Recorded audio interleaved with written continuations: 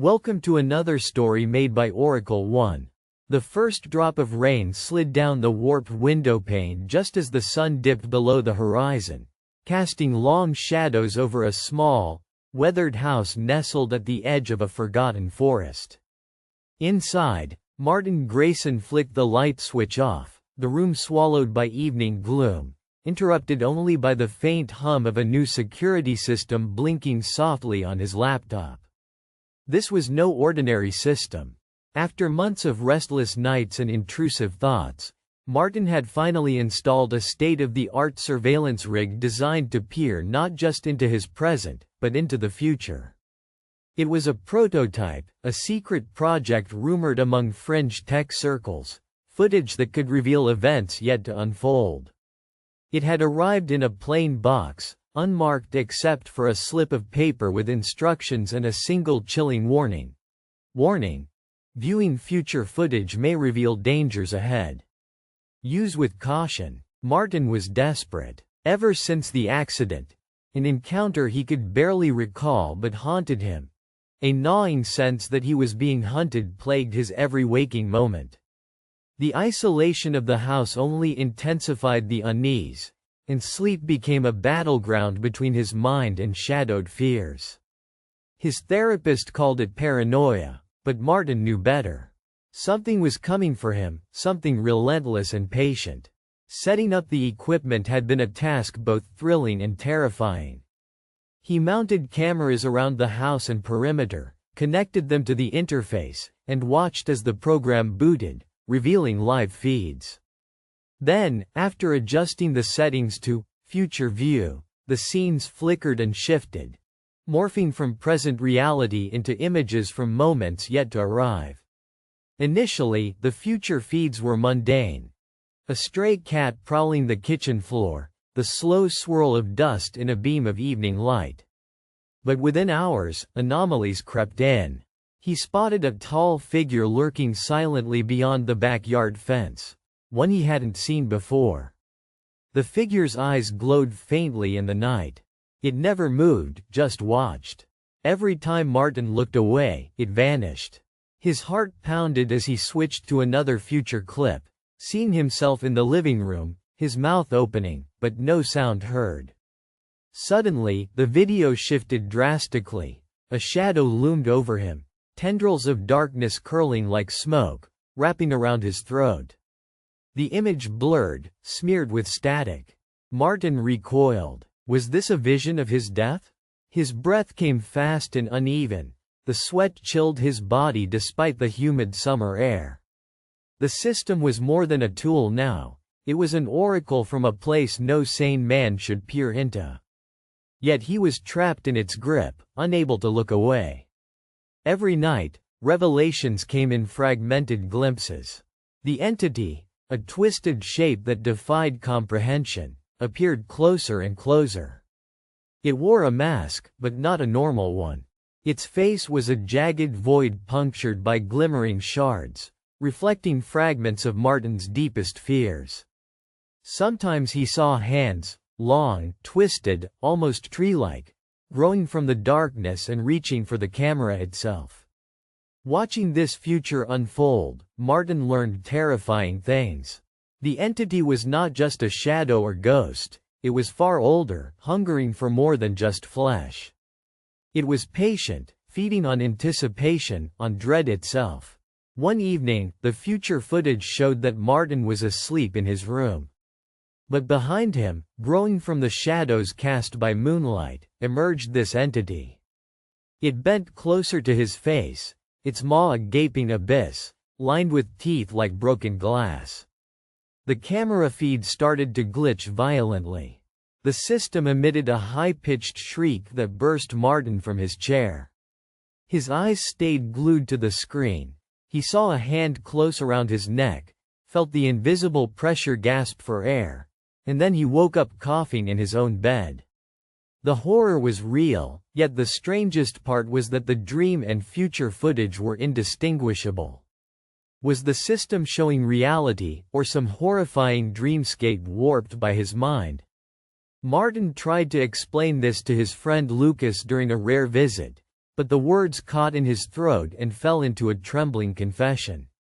Lucas tried to calm him, joking that he'd been watching too many thrillers, that sleep deprivation was making him see things. The next day, things worsened. Martin noticed strange scratches outside his door, fresh and deep like claws.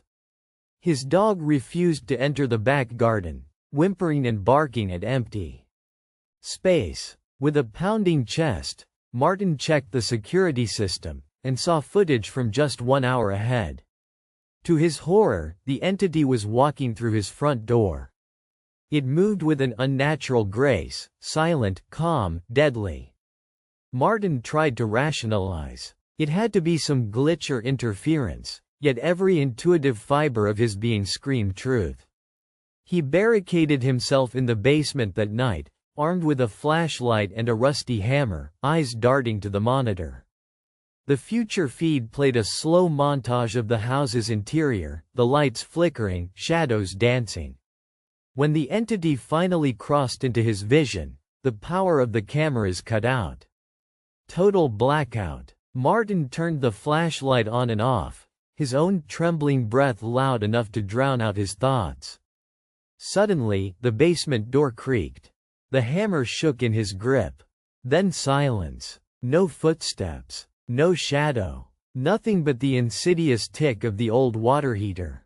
Yet Martin could not shake the sense that presence weighed on him from all sides.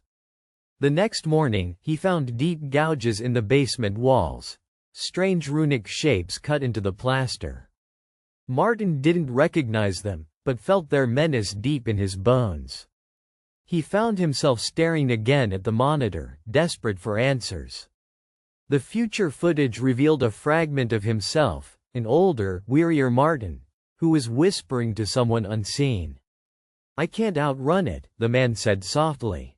"It knows everything. It's watching." Then the feed zoomed out to reveal the entity standing right behind that future Martin, its grasp tightening. Martin flinched, heart nearly breaking. If that was himself in the future, it meant no escape. The entity was winning. He spent the next few days trying to decipher the symbols around his home, delving into obscure folklore and occult texts. Each reference led him deeper into madness. Mentions of a watcher spirit, an ancient predator that hunted by glimpsing into the lives of its victims before the kill. A being that dissolved the boundary between time and reality itself. Martin learned that these watchers fed on the terror of foreknowledge, growing stronger with each fearful heartbeat. Desperate beyond reason, Martin resolved to fight back. If the entity was watching the future, maybe he could interfere, break the timeline and escape the trap. He installed a program to play random, scrambled images into the future feed, to confuse the system, to disrupt the entity's vision. For a short moment, it worked.